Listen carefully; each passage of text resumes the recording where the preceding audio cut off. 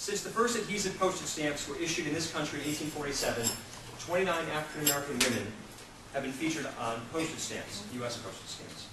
These women represent a broad spectrum of backgrounds, accomplishments, and legacies. The best part of our country's postage stamps is that every person takes something different away from their experiences with them. And I predict that every member of this audience will take something different away from today's presentation as well. We live in an age where the first African-American president sits in the White House, and the first woman Speaker of the House commands the gavel in the United States Congress. I don't need to explain to this audience that anything is possible. But, even with all that, every American, regardless of their political persuasion, gender, or ethnic background, can be proud of these milestones. Regardless of their differences in everyday life, we can all sort of step back and realize how incredible things are at certain moments in America. In the same vein, the people, places, and occasions celebrated on United States postage stamps have a connection to every American. The degree of connection is different depending on what stamp is being referred to and who is looking at it. Let me demonstrate. Next, please. So, this is a stamp that was issued with 4 other stamps in January of 1986. It's a stamp with the other 3 that commemorate the hobby of stamp collecting. So, as we all look at it here, I mean, as Rita sort of has introduced over and over again from 7 onward, this is my passion. This is what I do. So, to me, this stamp is sort of represents what I do and who I am. The whole design and the individual aspects of it. Specifically, that the young man in the stamp looks about the age of when I started collecting stamps. This stamp was actually issued about 10 days before I was born, so I've always felt that I was like destined to become a stamp collector because of that. But I point out as an example of sort of how we're going to proceed forward that a lot of different things. By the way, can you? Okay. Yes, sir. Please. Okay. Thank you very much. He just wants you to get his shots. No. But also, as we start looking at stamps, especially, first of all, obviously these are a little not to scale. Since this stamp's like that big usually, but for the presentation, I thought I want you to at least be able to see it.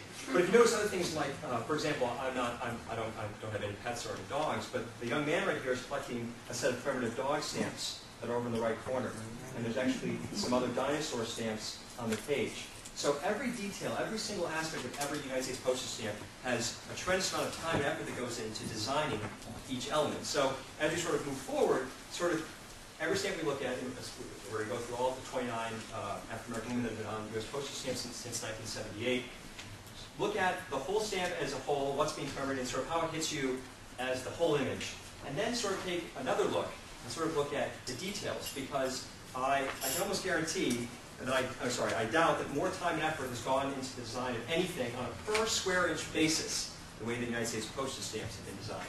Some stamp designs take 1, 2, or 3 years to develop just literally the space of the postage stamp. Next, please. So, another stamp, another sort of trying to hit different angles of what hits certain types of people. This stamp was issued in 1963 to commemorate the 100th anniversary of the Emancipation Proclamation. I'm not going to sort of talk about what that means, because every audience members want you to take away what you know and sort of how you feel about the United States government's acts to continue the movement towards where we are today. And as I said, with an African-American president in the White House. What's interesting about this stamp, though, from my perspective as a stamp collector, as a person who sort of follows this, is that this was also the very first stamp designed by an African-American, a gentleman named George Olden. And 2 interesting things about it is that it was revolutionary, and I'm only throwing this sort of out of context, but all the stamps really before 1963 didn't really have this sort of dramatic sort of, you look at it, you determine what you see, how it looks, image. There's mostly of presidents, buildings that everyone recognized, rarely sort of a graphic image that in itself was just a chain with one broken segment and moved. And George Olden actually did a lot of graphic work for television. He was sort of one of the very first pioneers of graphic work for television, sort of behind the newsman where there'd be the graphics that we now know so well that show up on every broadcast, where George Olden was sort of putting together a lot of the graphics that would appear on TV. So this is sort of another stamp. It's sort of what it commemorates is one piece, what it shows is another, and then sort of who the people behind the design. Next, please. This is one I figure every American can sort of touch on. So my point is, it's not, even if, for example, our district showed the Eid stamp, or just the Kwanzaa, or just the Hanukkah, or the Santa Claus, every person in this audience, we're all, every person in this audience, if one of these represents something that is very personal or meaningful to you because it represents what you are or something you celebrate, that's one aspect of it. A second aspect of it is maybe you know someone who celebrates Hanukkah, and so that sort of, you see that and you go, oh, that's right. 3 years ago, I was invited over to someone's house to have a Hanukkah celebration, or Eid, or during the period of Eid in Islam. And so each of these, whether it doesn't sort of connect to you directly, has sort of an affiliate association. And that's sort of what all U.S. stamps are about, is sort of having this connection to each other. And every stamp sort of has even just a small, tiny meaning. My joke is that I could ask any person 3 questions. We have a stamp collector, at least an admitted stamp collector over here in the corner. But if I were to ask everyone else 3 questions, I could turn you into a stamp collector. So the questions usually include a country you've been to that you want to go back to, a country you've never been to that you've wanted to go to, what you do, one thing that you do, when you want to relax. So you name anything. You said I like to read books. There are stamps of famous books, famous authors. If you like to watch certain types of movies, easy. If you like dogs, more dog stamps than you could ever find in a lifetime. So it's open for everyone, and that's what's so incredible. And sort of as we continue on with, again, the 29 African American women that have been featured on stamps, I mean, this is obviously very focused to this audience and sort of, how you come together and celebrate, here at your organization and elsewhere. But to me, I also see things as personally. I can look at sort of the fun part about being here. When Reba called the museum and said, I want to have you come in here. And I said, this is fantastic. There couldn't be an audience more unlike me. Which is great. They're not stamp collectors, or at least not all stamp collectors. Though I'm sure I hope we'll ferret more of you out as we continue on or create some. You're mostly, except gentlemen, we're female, and though I grew up in the Metro Detroit area, and I'm obviously not African American. But what's to me though is that, especially as I was preparing this presentation, as I worked at the museum, different pieces of African American history, and particularly African Americans that I'm about to present to you, means something to me because I read about them, and it's a particular memory from a certain year in grade school, or there's Martin Luther King Boulevard where I live, and just different elements that sort of, even though I'm not sort of have a personal, in terms of my heritage, connection to one of the individuals here, just the same way that I showed you sort of how stamps can reach everyone. I'm sort of here not just presenting something that doesn't mean something to me because it's stamps and it's the way that I like to sort of project and show history and culture. So here we go. I'm going to read a short biography about every person because I'm not expecting everyone to sort of have the line on every single person I'm about to show, because some are some more obscure figures of history and others are much, much more prominent.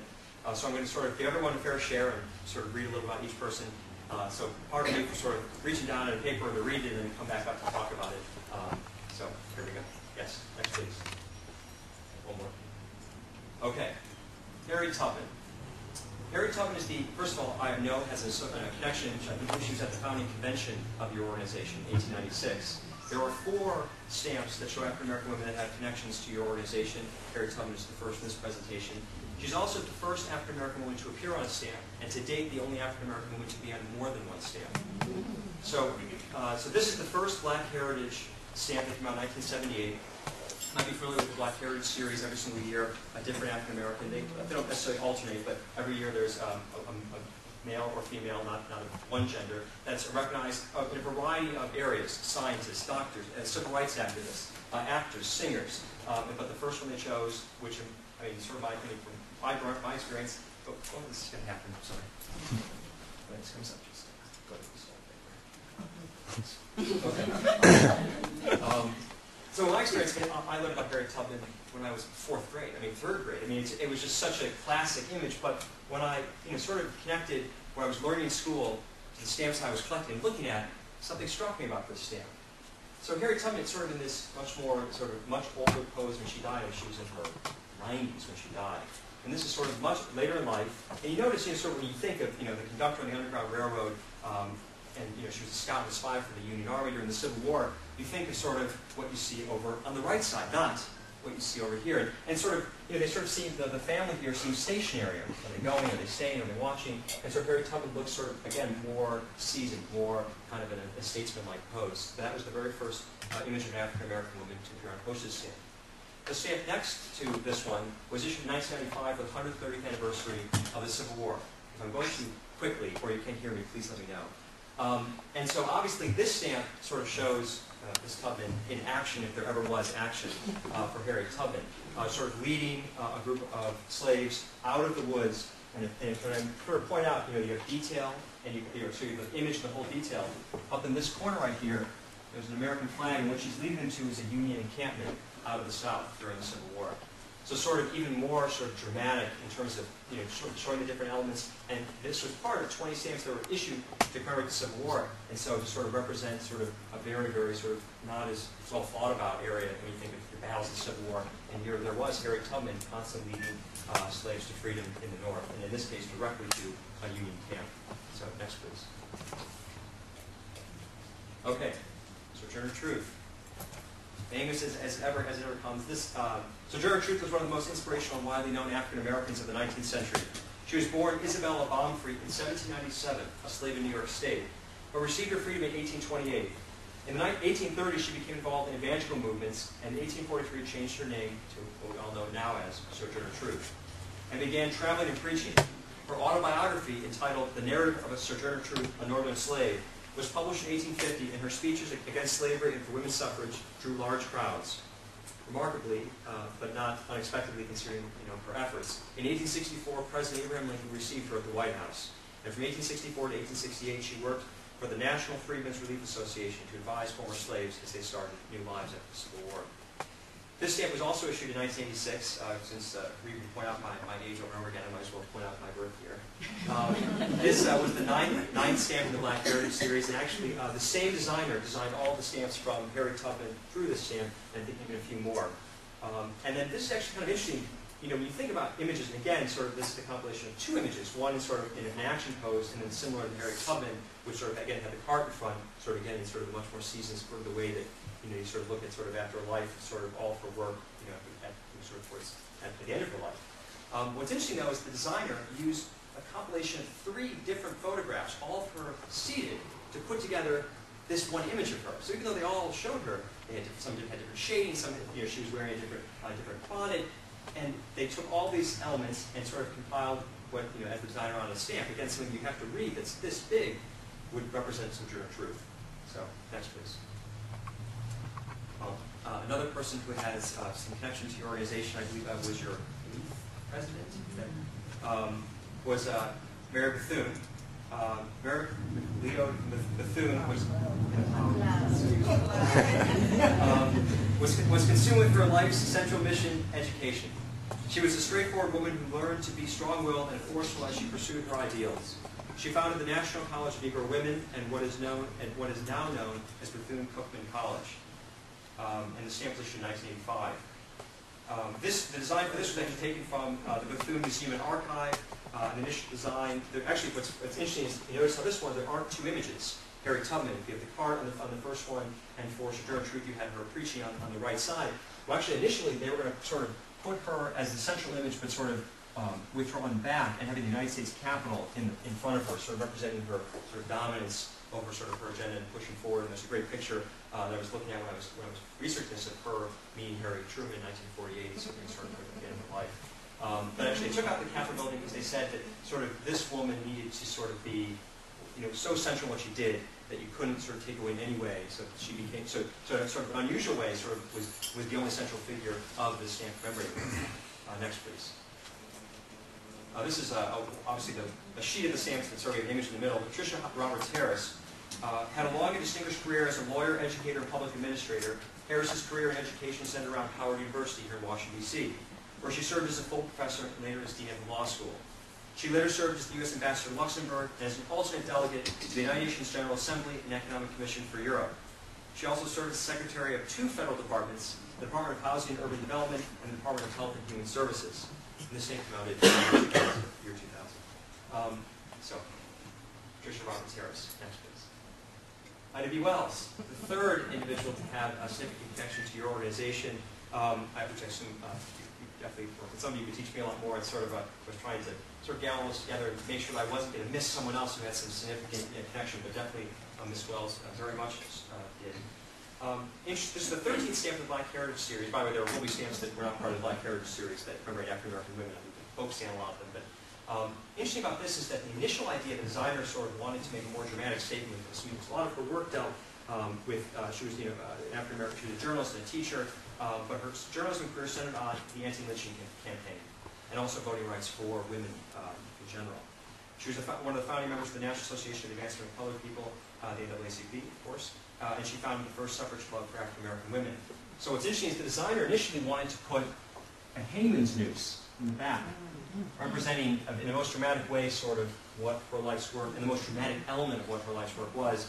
The Postal Service, and not because of Jane Haimann's noose, they like to remove guns and all sorts of stuff, even cigarettes, from images, so it was a little too dramatic for this image or for any the protesters in the background. It's representing a constant movement forward. And notice again, the protesters aren't in front because she was always leading. So she's or always the leading figure. Next, please. Ethel Payne, an international recognized writer and commentator, was also a syndicated columnist and longtime reporter for the Chicago Defender, one of the leading African American newspapers in the United States. She was the first African-American woman to receive accreditation as a White House correspondent.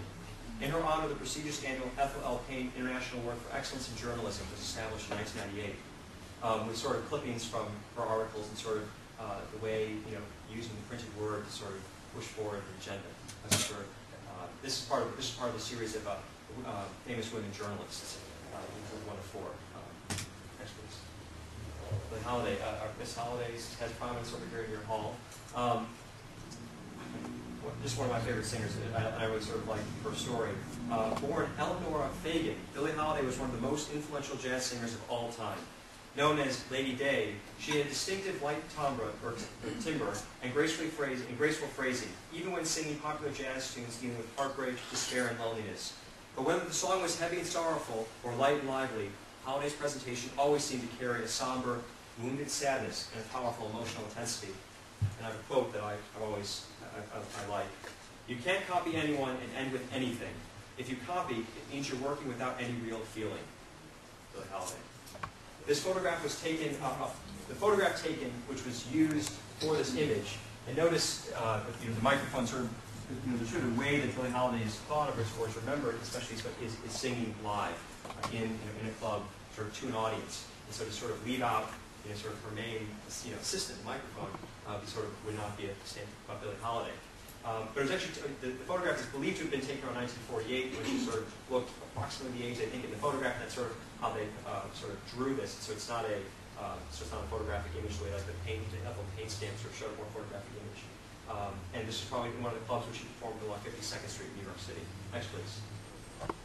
Bessie Smith and Ma Rainey. Bessie Smith, known as the Empress of the Blues, reigned in the 1920s across the United States and Europe. Her impressive range brought blues music to new audiences of all backgrounds, and she made more than 100 recordings, both of blues and popular songs, paving the way for future blues singers and jazz musicians. This is actually based on a photograph taken by Carl Van Vechten, which is held currently in the Library of Congress. And the real question about the Bessie Smith stamp is she smiling or singing? And what's interesting about this is that apparently she's singing, but it's like one of those moments where you catch someone in a photograph that you can't tell if they're happy. It's just that one moment their sort of smile sort of turns to like a a frown. In this case, it sort of looks almost that she is very much smiling for the camera, but in fact we believe she's singing. The Ma Rainey stamp, born Gertrude Melissa Nix Pridgett, Ma Rainey was called the Mother of the Blues, Empress of the Blues, Mother of the Blues. She specialized in a down-home style of classic blues, and her fame grew simultaneously with the spread of the blues genre. Both these stamps came out in 1994. Next, please. No problem. That's right. I've got to say, if you see something really interesting, I sort of want you to remember it because every single, I expect you or you, many other people, that this stamp to be the one, someone that you just immediately hits you. And others will be, whether maybe if you're more involved in the history of your organization, the stamp will be much more sort of representative of something or someone that's meaningful to you. But this one's great. Would you like to tell us about it? Okay. Known as the Queen of Gospel Music, Miss Jackson started singing in church choirs as a young child, and she began recording in her early 20s. and received national recognition by appearing at Carnegie Hall and on the Ed Sullivan Show. An active participant in the Civil Rights Movement, she sang at the March on Washington in 1963, right before Dr. King's speech, and at the funeral for Dr. Martin Luther King Jr. This is part of 4 gospel singer stamps, all of them are African-American women. I just pressed the restart later. Sorry about that. So here there are 2, Roberta Martin, and there will be 2 more on the other slide. So a sort of series outside the Black Heritage is focused just on these particular types of singers. Sort of in there was a decision to make because of the kind of music it was and the personalities to sort of put them all in their poses. Not as much about sort of showing them sort of stately or sitting or standing or smiling, but rather in the midst of their music. And additionally, the choice to use bright colors. You'll notice the choice to have it light around their faces, to sort of emphasize that the color and expression that unfortunately you can't see them, or you can't hear them singing as you look at the stamp, but in fact they very much were all about the music that they were being expressed on the stamp show, singing being expressed on the stamp showing. So Roberta Martin, many African-American gospel singers who contributed to American music. Roberta Martin was the founder of the Roberta Martin Singers and operator of her own gospel music publishing house. Also issued in 1998 along with this stamp. Next, please. And these 2. Sister Rosetta Tharpe was one of many African-American gospel singers who contributed to American music. She was known for her signature guitar style, and she introduced gospel music into nightclubs as well as concert halls. And Clara Ward was the creative force behind the Ward Singers, often acknowledged as America's greatest gospel group. You're not going to argue about that. She was credited an accomplished composer, pianist, singer, and arranger, and her group helped transform the gospel genre by using creative arrangements, wearing colorful costumes, and giving music very much so, and playing in unconventional venues. Her song, Surely God is Able, became one of the highest-selling gospel records of all time. So this is the 4th of the 4 gospel singers issued. Next, please. In Washington. Born Ruth Jones, 1924, Dina Washington. Well, you guys see how my last name is spelled. Everyone can throw it, so I feel somewhat left. Became one of America's most popular and versatile singers. She began her career as a gospel singer, established herself as the Queen of the Blues. If you only knew these people as the Empress of the Blues, and Mother of Gospel, you really need some names to be attached to it. Known as the Queen of the Blues, and also made her recordings of jazz, pop, rhythm and blues, and even country songs. Her signature song was What a Difference a Day Makes. Unfortunately, her life was tragically cut short when she died after an accidental overdose of prescription drugs. This stamp was issued in 1993 before the 4 gospel singer stamps. Ethel Waters, a song that you're familiar with Stormy Weather. That's a song that I can't quite remember how I know it. When I was thinking of the song, I literally can hear sort of stormy weather. When I was young, I think my grandmother's a piano player, and I'm certain that she had that music. And something, it also might have been one of her Broadway shows that might have been on a tape that I watched. I can just picture that song and her singing it. So Ethel Waters. As a singer, dancer, and dramatic actress, Ethel Waters pursued a career that exercised her musical creativity and dramatic expression. During her long career, she achieved prominence and critical acclaim both on stage and film. This stamp was issued from a popular singer issue of lots of different singers, men and women, in 1994. Next, please. All right. During the 20th century, 2 African-American women altered the landscape of performance, singing, and recording. Mary Anderson had a professional debut at the New York Philharmonic on August 26, 1925, and Ella Fitzgerald began singing in the mid-1930s, and her first #1 hit with A Tisket, a Tasket in 1938, at the age of 21. So the Mary Anderson, both of these are Black Heritage issues issued in different years. This is in 2005, this is in 2007. Anderson is probably best remembered for her performance at the Lincoln Memorial after not being allowed by the Daughters of the American Revolution to perform at Constitutional Hall in Washington, D.C. Eleanor Roosevelt having a part in Miss Anderson's performance at the Lincoln Memorial. Her performance was attended by 75,000 people and broadcast on national radio. Again, this stamp, 1925. Looking at some of the other stamps that sort of are more pastel color and expression, Miss Anderson looks, at the peak of just sort of shocking beauty. I would just say what I would think of. And my only sort of image of her, not that it's different than this, because I'm a stamp collector, so to me, if you're on a stamp, if you don't like your, unfortunately stamps are only issued after you've passed away, but if you don't like your image sort of looking down, That's too bad because at least for Alex Haimann, that's how I'll remember you almost forever.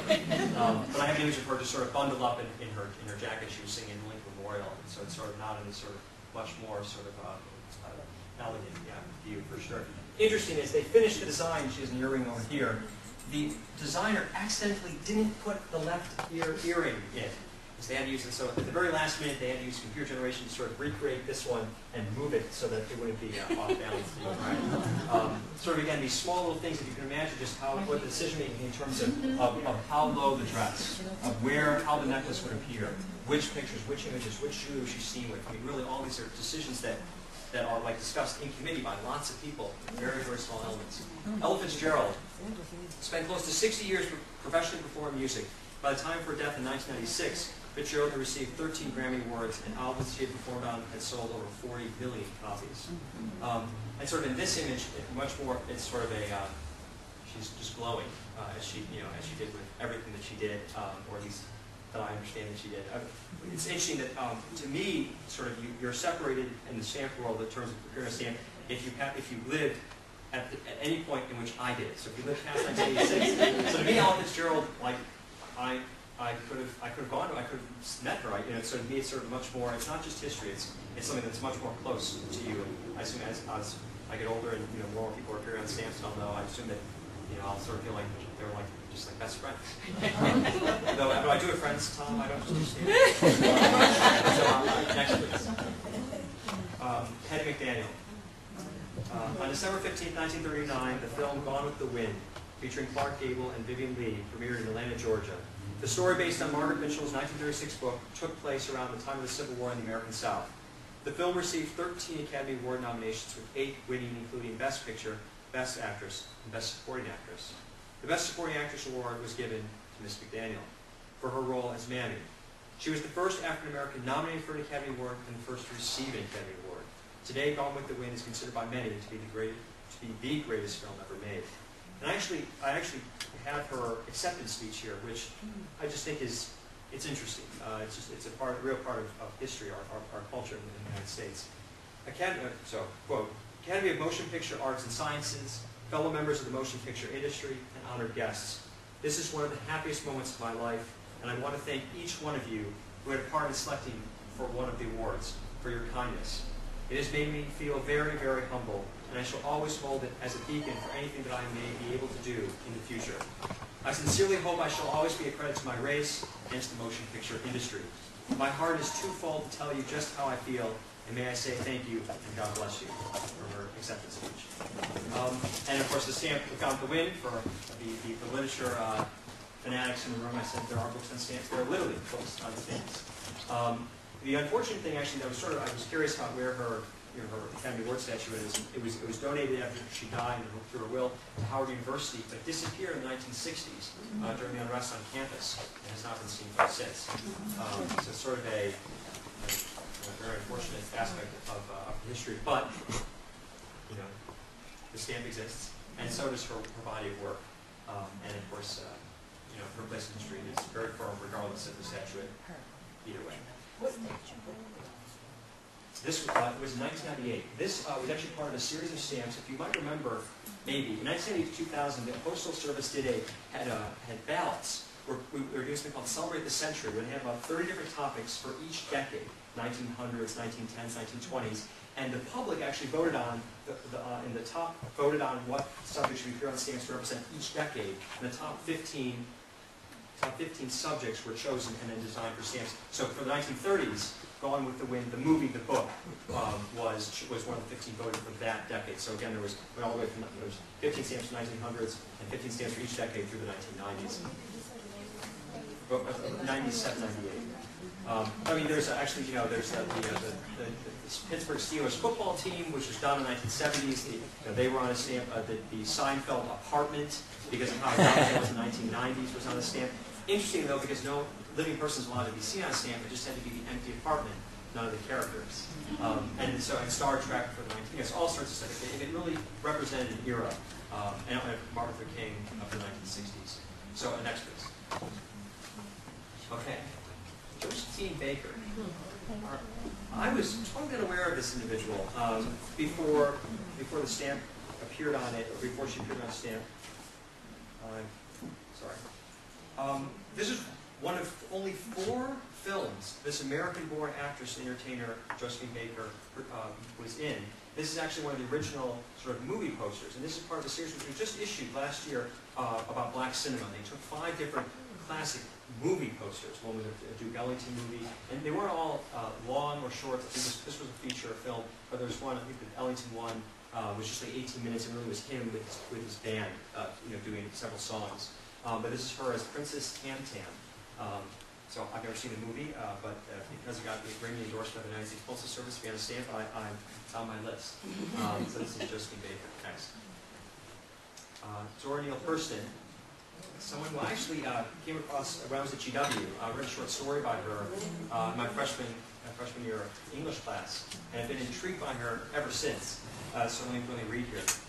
American writer, folklorist, and anthropologist Zora Neale Hurston was one of America's most original and accomplished writers, and a central figure in the Harlem Renaissance of the 1920s and early 30s.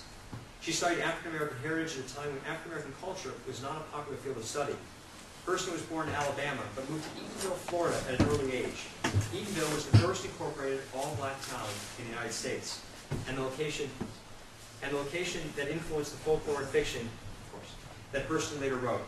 As a fiction writer, Hurston is noted for her metaphorical language, her storytelling, and her interest in celebration of Southern and African-American culture in the United States. Her best-known novel is Their Eyes Were Watching God, published in 1937.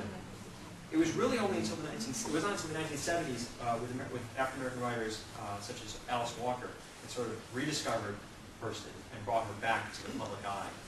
So it's sort of very interesting. And sort of, again, the details sort of for you to perceive. Is it the scene from one of her stories, the scene from Eatonville, Florida, or is it just sort of the way that she always sort of thought of life in sort of capitalism, or was it just kind of stamp sort of for your own impression if you know her work? So anyway, so Zora Neale Hurston. Next, please. Madame C.J. Walker. Fantastic story. Born Sarah Breedlove in 1867, Madame C.J. Walker became a beauty products pioneer and one of the nation's first female millionaires. In the early 1900s, using her husband's name, Charles Joseph Walker, she developed a very successful business manufacturing hair goods and preparations, and her company eventually became one of the country's largest businesses owned by an African-American, male or female. Walker also became one of the era's leading African-American philanthropists and political activists, strongly supporting education, charitable institutions, political rights, and economic opportunities for African-Americans and women. This is actually based on a 1914 photo of Walker that was used by her company for all sorts of PR-related purposes, promotions, everything. So this is really more of the photograph for the Black Heritage series, whereas others, again, you've seen sort of pastels and sort of the drawings taken from photographs. Next, please. Wilma Rudolph. Few people would have expected that a child who suffered from polio and wore leg braces for several years would one day be proclaimed the world's fastest woman.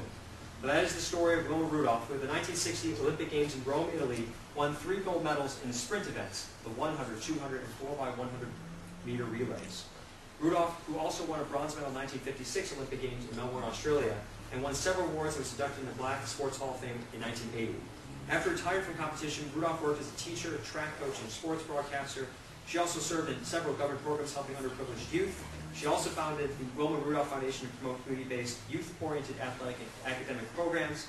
And then she somehow slept, every few minutes, every few weeks between all this. In her honor, the Women's Sports Foundation annually presents the Wilma Rudolph Courage Award to a female athlete who exhibits fortitude, perseverance, self-sacrifice, and inspiration. And this came from as part of the Common American series in 2004. Next, please. Bessie Coleman. Bessie Coleman was the first African-American to receive a pilot's license, where she earned it in France after being denied entry into flight schools in the United States. She returned to the United States and performed in air shows as a stunt flyer. Her goal was to establish a flight school for all African-Americans. But she died tragically in a plane crash on April 30th, 1926, before she could realize her dream. This is actually based on, again, a compilation of 2 photographs, both from the Smithsonian Air and Space Museum. In one photo, she is smiling, in the other photo, she is serious, and it was decided because of the very nature of what she was doing, the adversity to get to the point of why we all know her as the first African-American to achieve and have a flyer's license, plus, of course, a tragedy related to her death, that the more serious pose was chosen rather than the one of her smiling. Next, please. So we're sort of at the end here. This actually, I have no idea if this is the reason why Karina was about to give us a call. This was just came out in February, the Civil Rights Pioneers on the 100th anniversary of the NAACP. There are 6 men and 6 women in here, but Mary Church Terrell, your first president, is one of the 6 women featured here. So I was talking to a coworker of mine, and I said, this organization's incredible. I can't think of, besides NAACP, in terms of a large, continuously running women's organization in America, that has 4 stamps that commemorate not just members, people who had slight affiliations, but I mean, organization presidents, people that were at their founding convention, and then have those people have sort of incredible fame and sort of historical importance outside of that Harriet Tubman. I mean, it's just really quite remarkable. So anyways, the other women here, pardon me, besides Terrell, was Mary White Ovington. She's one of them. Sorry. You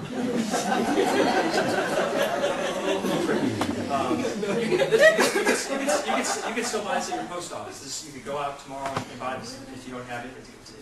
It's just fantastic. Daisy Bates, who died only in 1999. Bates mentored the 9 black students who enrolled at an all-white Central High School in Little Rock, Arkansas in 1957. The students used her home as an organizational hub. And the 1957 photograph of Bates is from, which is what this shows of her, is from the New York World Telegram and Sun newspaper photographs collection here at the Library of Congress. If you're in Washington, D.C., it's where all the great historical stuff is. Fannie Hamer, I hope I'm not saying correctly. Hamer was a Mississippi sharecropper who fought for black voting rights and spoke for many when she said, quote, "I'm sick and tired of being sick and tired." Ella Baker's lifetime of activism made her a skilled organizer. She encouraged women and young people to assume positions of leadership in the civil rights movement. And the portrait of Ella Baker is dated from 1943 and 1946 and is from the NAACP records that are at the Library of Congress. And Ruby Hurley, also amongst the 6 here, was a courageous and capable official at the NAACP doing difficult organizing work in the South. So, as I sort of come to the end here, it's now time to, hopefully you've forgotten because you've been wrapped in this presentation, but there's some bags under your chairs which I'd like you to all pick up and open the calendar which is inside. This is sort of a thank you for inviting us to the National Postal Museum, but very particularly is inside the calendar. Included is a first day cover. On the very first day that the stamp is issued, they cancel the stamp on that day, and amongst the room here, there's one in every single, in all the bags, is a first day cover of one of the 3, not Miss Terrell, but either of Bethune, Harriet Tubman, or Ida B. Wells. So I figured, if you guys aren't stamp collectors, if you have only one thing that you'll ever have, what better than having this particular item on the very first day the stamp was issued, associated with